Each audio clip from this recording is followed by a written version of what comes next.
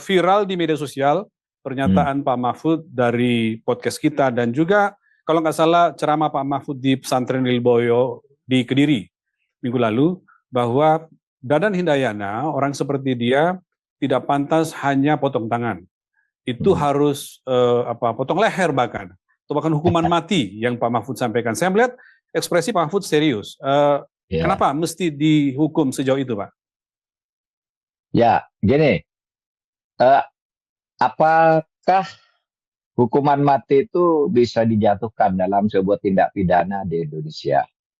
Menurut Kitab Undang-Undang Hukum Pidana yang terbaru, dalam keadaan biasa, hukuman maksimal itu seumur hidup. Kalau penjara itu 20 tahun atau seumur hidup kalau sudah sangat keterlaluan gitu ya.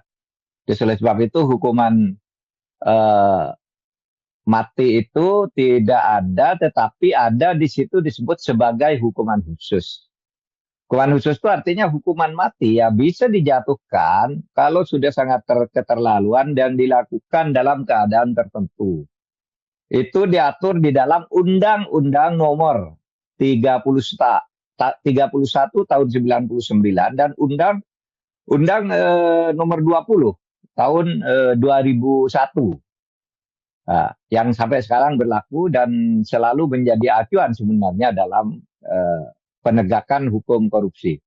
Jadi kalau tindak pidana korupsi atau tindak lain yang sangat berbahaya itu dilakukan dalam keadaan tertentu, misalnya dalam keadaan bencana nasional, dalam keadaan krisis gitu nasional, atau pengulangan korupsi, sesudah korupsi, residivis korupsi lagi, itu ya bisa dijatuhi hukuman mati sebagai hukuman yang bukan hukuman pokok, tapi hukuman khusus dan dengan pertimbangan khusus.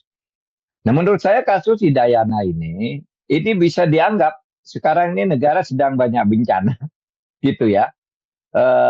Kemudian anggaran-anggaran negara banyak yang dialihkan ke BGN, lalu dikorupsi. Dan korupsi ini sudah merupakan penyakit yang sangat parah ya. Sebagai kelompok kejahatan extraordinary crime gitu, kejahatan luar biasa dan selalu berulang, artinya orang tidak ada takutnya. Maka saya setuju lebih tepat dijatuhi hukuman mati gitu.